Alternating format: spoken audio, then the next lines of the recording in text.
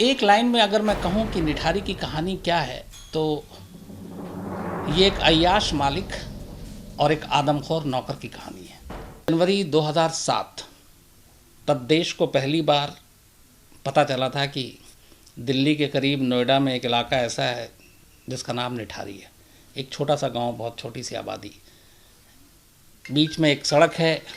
सड़क के right side में आप देखें तो पॉश कॉलोनी है और लेफ्ट साइड में एक निठारी गांव है, जहां का ये मामला है।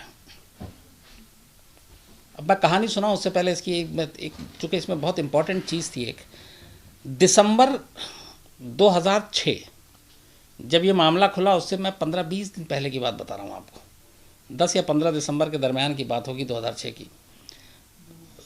हमारी टीम में एक रिपोर्टर थी, अब वो आज तक छोड़ के जा चुकी हैं। तो वो नोएडा में कुछ स्टोरी कवर करने के लिए आई गई। तो कुछ लोग मिले थे कि हमारे इलाके से कुछ बच्चे गायब हो रहे हैं और आप उस पर भी कुछ दीजिए, पुलिस कुछ कर नहीं रही है, ढूंढ नहीं रही है। तो उसको लेके उसने बताया कि ऐसी ऐसी खबर। तो कुछ लोगों से बाइट भी ली, बातचीत भी की, और करीब ये खुलासा होने से 15 दिन पहले दिल्ली आज तक पर एक स्टोरी चली थी कि निठारी में रहस्यमयी तरीके से पिछले 1 साल से कुछ बच्चे गायब हो रहे हैं और वो कभी नहीं मिलते हैं। बट तब हम लोगों को भी लगा था क्योंकि मिसिंग का जो मामला होता है बच्चों का, उसमें बहुत सारे बच्चे गायब होते हैं, तो फिर बाद में लौट आते हैं। जब लौट आते हैं तो माँ बाप वापस पुलिस में जाकर रिपोर्ट वापस नहीं लेते हैं, तो ये फिगर बढ़ता रहता है। तो हमें भी इसमें कुछ अनहोनी नहीं लगी, क्योंकि ईमानदारी से कभी जाकर किसी ने इन्वेस्टिगेट किया नहीं था इस मामले को।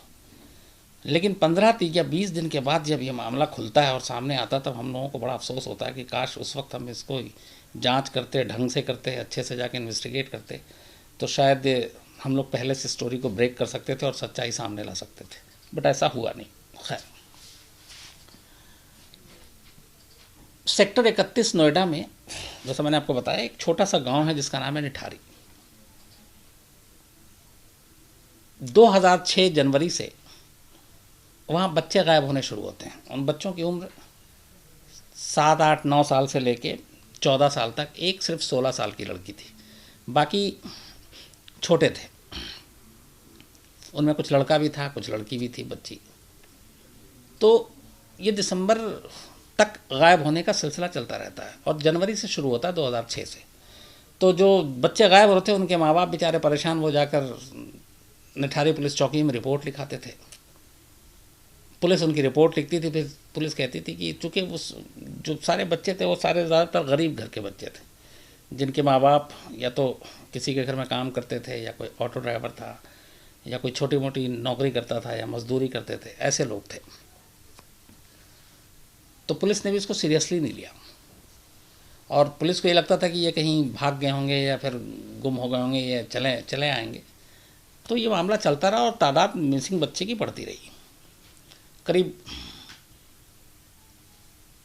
मई आते आते 10-12 ऐसे बच्चे गायब हो चुके थे। जनवरी से शुरू होता और मई आते आते दिसंबर से पहले की बात है, 2006 की बात कर रहा हूँ। तभी 7 मई को एक पायल नाम की लड़की अचानक गायब हो जाती है नोएडा में। और ये सबसे थोड़ी सी बड़ी थी, इसकी उम्र होगी करीब 15 साल, 14-15 साल। तो पायल नाम की ये लड़की जब गायब हो जाती है, तो उसके फादर जो हैं नंदलाल, वो पुलिस में रिपोर्ट लिखाने जाते हैं। तो पुलिस के पास भी ऐसे पहले कहानी थी बच्चों को, उसको लगा कि यही है। पायल चूँकि थोड़ी बड़ी थी, तो पुलिस अपना इन्वेस्टिगेट करके उसके बाद टरकाती रहती है, टालती रहती है नंदलाल को। फिर नंदलाल जब ज़्यादा प्रेशर डालता है तो कहती है कि तुम्हारी बेटी अपने किसी दोस्त के साथ भाग गई होगी, लौट आएगी। तो वो उस तरीके से उसको समझाते रहते हैं, टालते रहते हैं। पर नंदलाल बाकी बच्चों के माँ बाप की तरह खामोश नहीं रहता। वो जब पुलिस उसकी नहीं सुनती है तो वो एक वकील करता है और कोर्ट में जाके कह देता है कि मेरी बच्ची गायब है और पुलिस रिपोर्ट नहीं लिख रही, उसको ढूंढ नहीं रही है। तो ये सेशन कोर्ट में जब उसने रिट दाखिल की, तो सेशन कोर्ट इसको बहुत सीरियसली लेता है और उसके बाद उसने अपनी रिपोर्ट में ये भी लिखाया था कि कई और बच्चे गायब हैं, उनको भी पुलिस ने आज तक नहीं ढूंढा, पुलिस लापरवाही कर रही है। तब कोर्ट का ऑर्डर आता है कि आप इसकी FIR दर्ज कीजिए। अब FIR दर्ज कीजिए तो किसके खिलाफ कीजिए, कैसे कीजिए? तो नंदलाल यहाँ से उनको प्रूफ देना शुरू करता है। अब नंदलाल जो कहानी बताता है वो ये थी कि 7 मई 2006 को पायल रिक्शा पकड़ती है अपने घर से और वो निठारी के सेक्टर 31 में जो गांव है D5 नंबर कोठी के पास तक जाती है। रिक्शा D5 पे रुकता है। पायल कहती है कि आप रिक्शा वाले को 2 मिनट रुको, मैं अभी कोठी के अंदर से आके पैसे देती हूँ। वो कोठी के अंदर चली जाती है। रिक्शा वाला बाहर खड़ा हुआ है।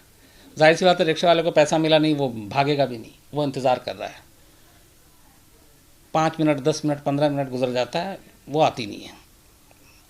तो फिर 15 मिनट के बाद रिक्शा वाला D5 कोठी नंबर उसकी घंटी बजाता है। तो अंदर से एक शख्स आता है और वो कहता है कि रिक्शा वाला बताता है कि ऐसे ऐसे कि यहाँ पे लड़की आई, मैंने उसको छोड़ा, वो अंदर गई है, वो बोली पैसे ला कर दे रहे हैं, वो अभी तक आई नहीं है। तो वो कहता है कि नहीं, यहाँ तो कोई आया नहीं, और जो आई थी वो तो बहुत पहले चली गई। तो उसने बोला कि पर मैं तो गेट के सामने खड़ा हुआ हूँ लगातार, मैंने तो किसी को जाते नहीं देखा। कहता नहीं नहीं, वो चली गई। जो बंदा गेट के बाहर आया था और जिसने ये कहा कि यहाँ कोई नहीं आई थी, बाद में पता चलता है कि उसका नाम सुरेंद्र कोहली है। खैर, रिक्शा वाला चला जाता है। अब इत्तेफाक से मैंने आपको बताया कि वहाँ पे जो ये बच्चे गायब होते थे, सारी चीज़ें होती थी, वहाँ ज़्यादातर इसी तरह के गरीब लोग थे। तो नंदलाल अपनी बेटी को ढूंढते हुए जो पुलिस का काम करना था वो खुद करता है। वो तमाम तफ्तीश करता है, इन्वेस्टिगेशन करता है, पूछता है लोगों से। तो उसे पता चलता है कि पायल रिक्शे से गई थी। वो उस रिक्शे वाले को ढूंढ लेता है और रिक्शे वाले से पूछता है कि तुमने पायल को कहाँ छोड़ा। तो वो रिक्शा वाला बता देता है कि मैंने इस कोठी पे छोड़ा है, और वो अंदर से बाहर ही नहीं आई। ये सारी चीज़ें वो अपने कंप्लेंट में लिख के देता है। ये बाकायदा पुलिस को, नोएडा पुलिस को 7 मई को जब पायल गायब हुई, उसने अगले दिन ये कंप्लेंट पुलिस में दी और उसने शक जताया कि इस कोठी में कोई ना कोई राज ज़रूर छुपा है, लेकिन पुलिस ने सुना नहीं। तो वही सारी चीज़ें कोर्ट में दे देता है। कोर्ट, उसके बाद कोर्ट का ऑर्डर आता है कि आप भैया FIR दर्ज कीजिए। अब कोर्ट का जब आदेश आता है FIR दर्ज करने, तो पुलिस की मजबूरी FIR दर्ज कर लेती है। अब उस FIR में जब दर्ज किया तो आपको जाहिर सी बात है कि FIR आप दर्ज करोगे तो नामजद करोगे, क्योंकि उसने ये भी बता रखा है इस कोठी का मालिक या यहाँ रहने वाले लोग इसके बारे में बता सकते हैं। अब उसमें जो मालिक था उसका नाम था मनिंदर सिंह पंढेर, करोड़पति आदमी, पंजाब का रहने वाला, बिजनेसमैन, US ऑस्ट्रेलिया आना जाना, अच्छे परिवार से।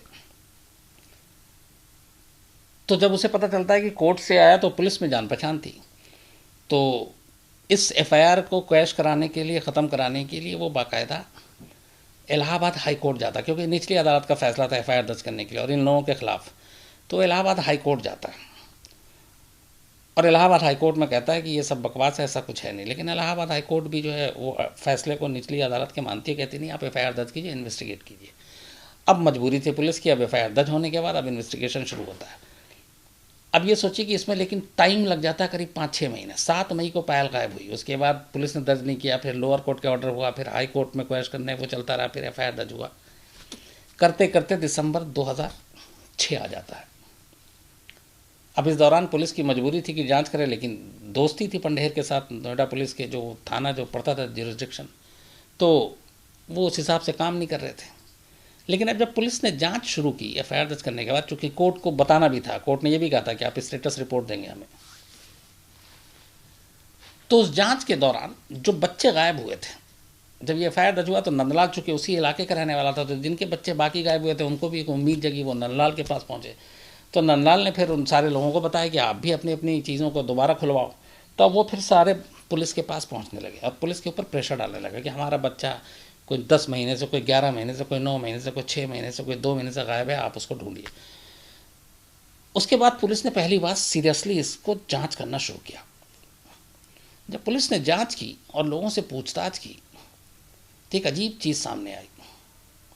वो ये कि निठारी से जितने भी बच्चे गायब हुए वो अलग अलग घरों से निकले, खेलते हुए निकले, गांव मतलब मैदान से निकले, स्कूल के बाहर से निकले, घर के बाहर से निकले, लेकिन सारे जो गायब बच्चे हुए थे उनमें एक कॉमन चीज़ थी, वो सब आखिरी बार नोएडा के उसी D5 नंबर कोठी के बाहर देखे गए। जितने विटनेस थे उन्होंने कहा आखिरी बार हमने उनको यहीं देखा, इसके बाद ना उसके आगे देखा ना उसके पीछे देखा, D5 के पास देखा। हालांकि वो जो D5 कोठी है वहाँ लाइन से तमाम कोठियाँ हैं छोटी छोटी, लेकिन ये हुआ कि D5 कोठी के बाहर ही देखा। अब पुलिस के लिए भी बड़ी अजीब बात कि हर बच्चे को D5 के बाहर ही क्यों देखा गया। अब कुछ इसमें अच्छे अफसर भी थे, उन्होंने जांच शुरू की। तो तो पहली चीज़ पता चली कि D5 कोठी में 2 लोग रहते हैं, मुनिंदर सिंह पंढेर और उनका नौकर सुरेंद्र कोहली। करीब 2000 में ये कोठी ली थी मुनिंदर सिंह पंढेर ने। शुरू में कुछ फैमिली भी, उनकी पत्नी वत्नी साथ थी, बेटा भी आता जाता था, लेकिन बाद में वो फैमिली सब पंजाब में रहने लगी। मुनिंदर सिंह पंढेर यहाँ पे सिर्फ अकेले कभी कभी आया जाया करते थे। सुरेंद्र कोहली के बारे में पता चला कि वो 2000 में वो उत्तराखंड के अल्मोड़ा डिस्ट्रिक्ट का रहने वाला था, उसकी एक बीवी 2 बच्चे। 2000 में वो नौकरी की तलाश में दिल्ली आया और नोएडा में एक कर्नल के घर पे वो कुक बन गया, खाना बनाता, और वो खाना अच्छा बनाता था, ये लोगों ने बताया। तो उस कर्नल के घर पे वो उसने 2000 से नौकरी की और 2003 तक नौकरी की। 2003 में मुनिंदर सिंह पंढेर यहाँ पे आके रहने लगे। उस कर्नल के साथ जान पहचान थी, तो उन्हें एक भरोसेमंद नौकर चाहिए था। तो शायद उस कर्नल ने वो कहा कि ये ठीक ठाक है, भरोसे का है, तो पंढेर ने कोहली को अपने घर पे नौकर रख लिया। और फिर पंढेर की फैमिली भी है, जब तब तक जा चुकी पंजाब। अब ये कोठी जो है ये पूरी देखभाल कोहली के ज़िम्मे थी। पंढेर कभी कभी महीने, कभी 2 महीने में, कभी 15 दिन में नोएडा आते और इस कोठी पे रहता। अब पंढेर इस कोठी में क्यों आके रहते थे? जब पूरी जांच हुई तो पता चला कि पंढेर यहाँ पे सिर्फ अय्याशी करने के लिए आते थे इस कोठी में। वो जब भी यहाँ आते, दिल्ली नोएडा के कुछ ऐसे पिम्प थे, दलाल थे, जो सारे डिटेल में है, मोबाइल और उनके कॉन्टेक्ट से निकला, तो वो उसके ज़रिए लड़कियां मंगाते थे और इस कोठी में 2-3 दिन रहते और वो रात को लड़कियां आती, ठहरती, सुबह जाती, सारी कॉल, और ये सिलसिला चलता रहता। तो 2003 से सुरेंद्र कोहली ने ये लगातार देखना शुरू किया। अब 2006 में ये बच्चे गायब होने लगे। तो जब पुलिस को पहला क्लू मिला कि सारे बच्चे D5 के पास ही आके आखिरी बार देखे गए थे, तो 30 दिसंबर और 31 दिसंबर के बीच नोएडा पुलिस ने पहली बार तमाम दबाव के बावजूद D5 में जाने का फैसला किया। अब वो D5 में जब गई तो उसे वहाँ कुछ नहीं मिला। कोठी था ग्राउंड फ्लोर, फर्स्ट फ्लोर। मैंने उस कोठी को बहुत बार देखा, अंदर से भी बाहर से भी, और कई बार गया, बहुत डरा भी हूँ मैं। उस कोठी की जो सबसे अजीब चीज़ थी वो ये थी कि उस कोठी के बैक साइड में एक लोहे का ग्रिल था, छत से लेकिन ज़मीन से लेके ऊपर तक, और उस ग्रिल के ठीक बाहर बहुत बड़ा नाला था, बहुत चौड़ा नाला, और वो नाला पीछे से बहता था, इसलिए उस नाले पे किसी का ध्यान नहीं जाता था, और गंदा नाला एकदम। और सभी के घर का जो बैक साइड था, उस लाइन से जो कोठियाँ वहाँ पे, उनका वो बैक साइड नाला है, तो उस नाले में जनरली कोई जाता ही नहीं था, ना सफाई होती थी, मतलब वो वैसे ही था। बारिश के पानी से नाला साफ़ हो गया तो हो गया, नहीं तो ऐसे ही चल रहा है।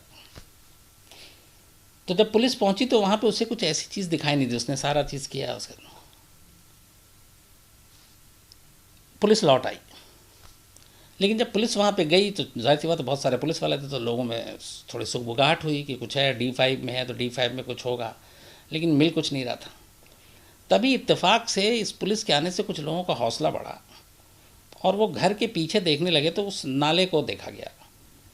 एक शख्स ने अपना दिमाग चलाया, वो पीछे की तरफ गया, उसने नाले को देखना शुरू किया,